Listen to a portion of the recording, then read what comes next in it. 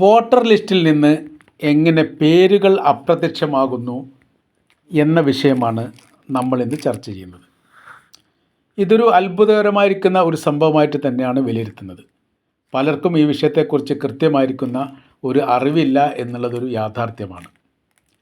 അപ്പോൾ കഴിഞ്ഞ വർഷത്തെ വോട്ടർ ലിസ്റ്റിലുള്ളവർ ചിലപ്പോൾ ഈ വർഷത്തെ വോട്ടർ ലിസ്റ്റിൽ ഇല്ല എന്ന് വരും.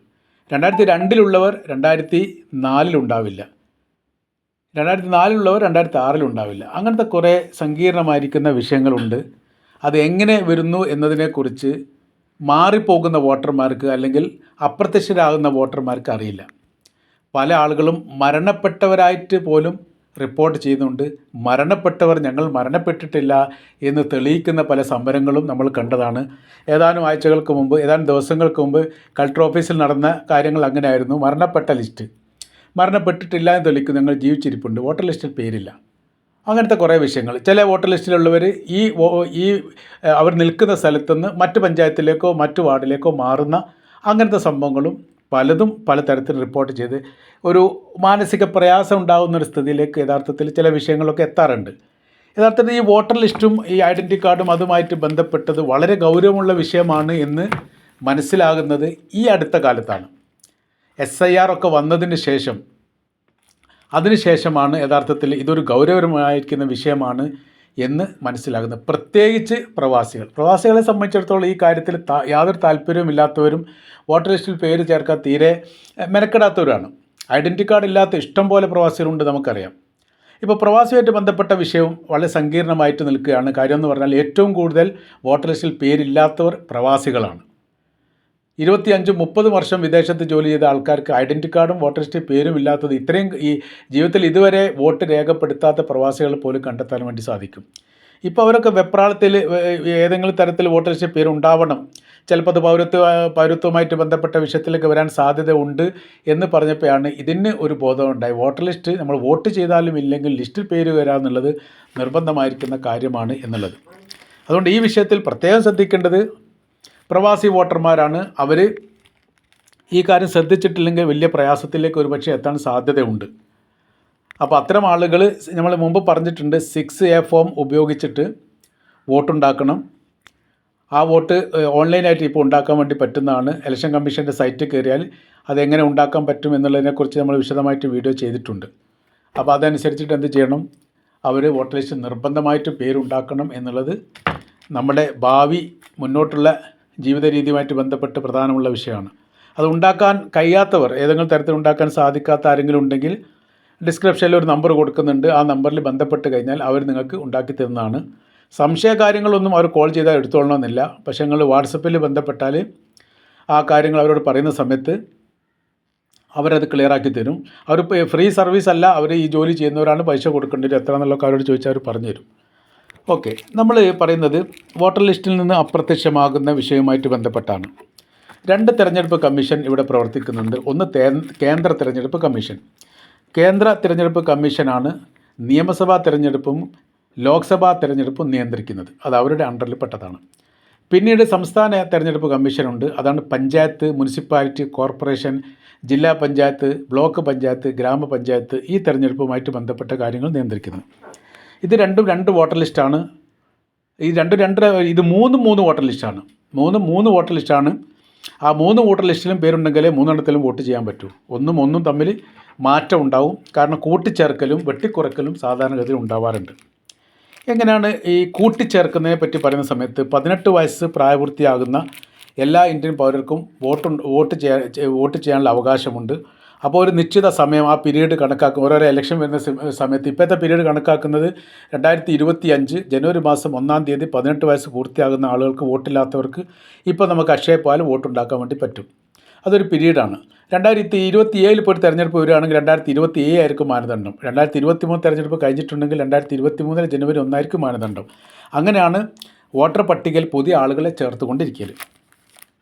പിന്നെ അതിൽ നിന്ന് വോട്ടർ പട്ടികയിൽ നിന്ന് ആളുകൾ വെട്ടിക്കുറക്കുന്ന ഒരു പരിപാടി, അതിൽ നിന്ന് കാണാതാവുന്നു, അപ്രത്യക്ഷമാകുന്നു, ഇല്ലാതാകുന്നു, അങ്ങനെ അതുമായിട്ട് ബന്ധപ്പെട്ട കുറേ വിഷയങ്ങൾ ഉണ്ടല്ലോ. അതിൽ പ്രധാനമായിരിക്കുന്ന വിഷയങ്ങൾ, ഒന്ന്, വീട് മാറിപ്പോകുന്നുണ്ടാവും. ഈ പ്രദേശത്ത് നിന്ന് വിട്ടിട്ട് തൊട്ടടുത്ത പ്രദേശത്തേക്ക് വീട് മാറിപ്പോകുന്നവരുണ്ടാവും.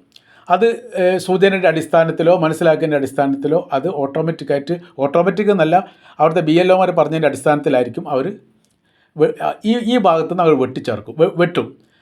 നിലവിലുള്ള വോട്ടർ പട്ടിക വെട്ടിക്കാളും. അപ്പോൾ പിന്നെ യഥാർത്ഥത്തിൽ ശ്രദ്ധിക്കാത്ത ഒരാളെ സംബന്ധിച്ചിടത്തോളം അവർക്ക് ഇവിടെയും അവിടെയും വോട്ടുണ്ടാവില്ല.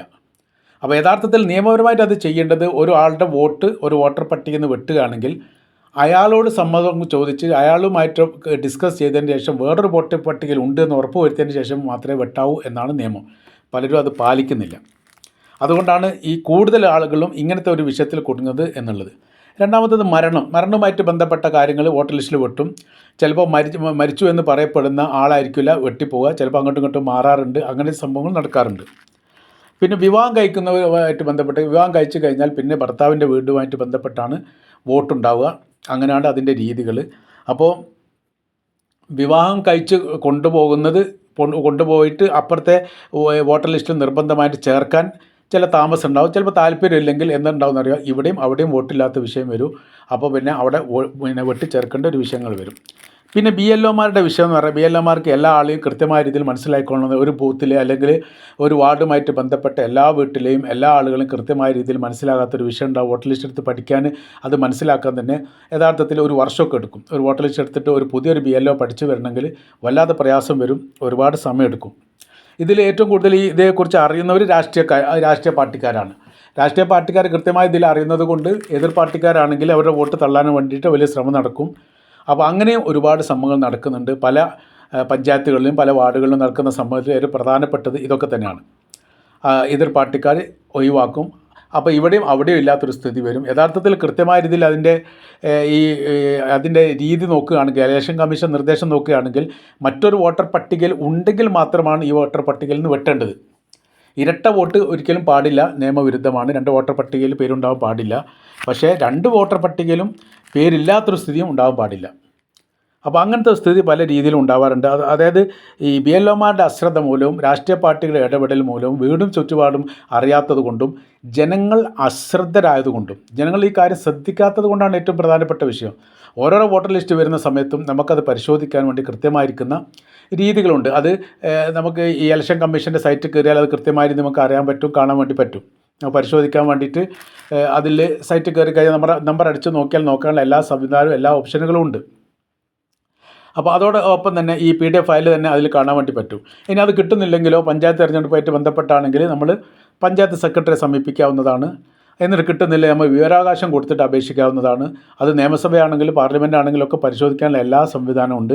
പക്ഷേ ജനങ്ങളെ സംബന്ധിച്ചിടത്തോളം അവർക്ക് ഈ കാര്യത്തിൽ വലിയൊരു ഉത്ബോധനമില്ലാത്തത് കൊണ്ട്, ഇതൊരു ആവശ്യമില്ലാത്ത അല്ലെങ്കിൽ ഇതൊരു അത്യാവശ്യമല്ലാത്ത കാര്യമാണ് എന്നതിനാലാണ് ഇത് ശ്രദ്ധിക്കാതെ പോകുന്നത്. അതുകൊണ്ടാണ് 2 ഇടത്തിലും ഇല്ലാത്ത ഒരു പ്രത്യേക സാഹചര്യത്തിലേക്കും അവസ്ഥയിലും എത്തിയിരിക്കുന്നത്. അപ്പോൾ ഓരോരോ പ്രാവശ്യവും വോട്ടർമാർ ഇത് പ്രത്യേകം പരിശോധിക്കൽ നിർബന്ധമാണ്. അങ്ങനെ പരിശോധിക്കാത്തൊരു സാഹചര്യം വന്നാൽ നമ്മളത് സാരമായിട്ട് ബാധിക്കും എന്ന കാര്യത്തിൽ യാതൊരു സംശയവുമില്ല. ഇപ്പോഴത്തെ സ്ഥിതി അങ്ങനെ തന്നെയാണ്. കാര്യം ബീഹാറൊക്കെ ആയിട്ട് നോക്കുന്ന സമയത്ത് ഒരുപാട് 50 ലക്ഷത്തിലധികം എന്നൊക്കെ പറയുന്നുണ്ട്. കൃത്യമായിട്ട് കണക്കറിയില്ലെങ്കിൽ പോലും അത്രയും ആളുകൾ വോട്ടർ ലിസ്റ്റിൽ നിന്ന് പുറത്താണ്. കാര്യം അവർ കൃത്യമായ രേഖകൾ ഹാജരാക്കാൻ പറ്റാത്തതും അതിനെ ഫോളോ ചെയ്യാത്തതും അവരുടെ രേഖയില്ലാത്തതും മറ്റ് സംസ്ഥാനത്ത് വന്ന് താമസിക്കുന്നതുമായിട്ട് ബന്ധപ്പെട്ട ഒരുപാട് വിഷയങ്ങൾ അവരെ ബാധിച്ചിട്ടുണ്ട് എന്നാണ് പറയപ്പെടുന്നത്. അപ്പോൾ പ്രവാസി നമ്മുടെ കേരളത്തെ സംബന്ധിച്ചിടത്തോളം ഇവിടുത്തെ രേഖകൾ ഹാജരാക്കുക എന്ന് പറഞ്ഞാൽ പ്രയാസമുള്ള കാര്യമൊന്നുമല്ല. പരമാവധി ആളുടെ കയ്യിൽ 3-4 രേഖകൾ ഉണ്ട് എന്നതിനാൽ നമുക്ക് ആ രേഖകൾ ഹാജരാക്കാൻ വേണ്ടി പറ്റും. പക്ഷേ പ്രവാസികളെ സംബന്ധിച്ചിടത്തോളം അവർക്ക് പ്രയാസമാണ്. അപ്പോൾ നാട്ടിൽ നിന്ന് വോട്ടുണ്ടാക്കുക എന്ന് പറഞ്ഞാൽ പ്രവാസികളെ സംബന്ധിച്ചിടത്തോളം വിഷയമാണ്. ഹിയറിങ് വരുന്ന സമയത്ത് അവർ ഇവിടെ ഉണ്ടാവില്ലെങ്കിൽ വോട്ട് തള്ളപ്പെട്ടു പോകാൻ സാധ്യത ഉണ്ട്. വിദേശത്തു നിന്നാണെങ്കിൽ ഈ കാര്യത്തിൽ ശ്രദ്ധിക്കാത്തത് കൊണ്ട് അങ്ങനെയും ഒരുപാട് പ്രശ്നങ്ങൾ അതുണ്ട്. അപ്പോൾ അവിടെ നിന്നുള്ള ആളുകൾ നിർബന്ധമായിട്ട് പ്രവാസി വോട്ടെങ്കിലും ഇല്ലെങ്കിൽ, വോട്ടർ ലിസ്റ്റിൽ പേരില്ലെങ്കിൽ നമ്മളത് ബാധിക്കും എന്ന കാര്യത്തിൽ യാതൊരു സംശയവുമില്ല. ആ കാര്യം പ്രത്യേകം ശ്രദ്ധിക്കേണ്ടതാണ്. വോട്ടർ ലിസ്റ്റ് പരിശോധിക്കുക. അത് ഏറ്റവും ഉചിതമായ രീതി എന്ന് പറയുന്നത്, ഏറ്റവും പെട്ടെന്ന് മനസ്സിലാകുന്ന ലളിതമായ രീതി എന്ന് പറയുന്നത്, അതാത് നാട്ടിലുള്ള രാഷ്ട്രീയ പാർട്ടിക്കാരുമായിട്ട് ബന്ധപ്പെട്ടാൽ അവർക്ക് പെട്ടെന്ന്, അവർ എപ്പോഴും ഈ വോട്ടർ ലിസ്റ്റ് പഠിക്കുന്നവരും വീടുമായിട്ട് ബന്ധപ്പെട്ടവരും ഇതേക്കുറിച്ച് അറിവുള്ളവരും ഏരിയ തിരിക്കുന്നവരും ഏരിയയുടെ ഭാഗത്ത് ആരൊക്കെ ഉണ്ട് എന്ന് വളരെ കൃത്യതയോടുകൂടി അറിയുന്ന വിഭാഗമാണ് എന്നതിനാൽ അവരെ ആശ്രയിക്കുന്ന ഏറ്റവും ഉചിതമായ രീതി. അതല്ലെങ്കിൽ BLOനെ ആശ്രയിച്ചിട്ട് അവരോട് പറയണം. BLO എന്ന് പറയുന്ന സമയത്ത് ഇലക്ഷൻ സമയത്ത് മാത്രം സജീവമാകുന്ന ആളാണ്, അല്ലാതെ അതിൻ്റെ ഇടയിലൊന്നും ഉണ്ടാവാൻ സാധ്യതയില്ല. അന്വേഷിച്ചാൽ ഒരു നമുക്കൊരു കൃത്യമായിരിക്കുന്ന മറുപടി കിട്ടിക്കൊള്ളണമെന്നില്ല. അങ്ങനെയാണെങ്കിൽ നമ്മൾ പഞ്ചായത്ത് സെക്രട്ടറി അല്ലെങ്കിൽ ബന്ധപ്പെട്ട ഗവൺമെൻറ് അധികാരികളെ സമീപിച്ചുകൊണ്ട് നമ്മൾക്ക് വോട്ടുണ്ടോ എന്നുള്ളത് നിർബന്ധമായിട്ട് ഉറപ്പുവരുത്തേണ്ടതും ഇല്ലെങ്കിൽ അതിനെ ഫോളോ ചെയ്തുകൊണ്ട് വോട്ടുണ്ടാക്കലും അത്യാവശ്യമാണ്. നമ്മുടെ രാജ്യത്തിൻ്റെ പല സംസ്ഥാനത്തും പല വിഷയങ്ങളും ഈ വോട്ടർ ലിസ്റ്റുമായിട്ട് ബന്ധപ്പെട്ട് നടക്കുന്ന കാര്യം നമുക്കറിയാവുന്നതാണ്. അതിൽ അലോസരം ഉണ്ടാക്കരുത്. അതുണ്ടാക്കിയാൽ ഭാവിയിൽ നമ്മളെ ബാധിക്കും എന്നാണ് ഇപ്പോഴത്തെ സ്ഥിതിയുമായിട്ട് ബന്ധപ്പെട്ട് നോക്കുന്ന സമയത്ത് നമ്മൾക്ക് മനസ്സിലാക്കാൻ വേണ്ടിയിട്ട് സാധിക്കുന്നത്.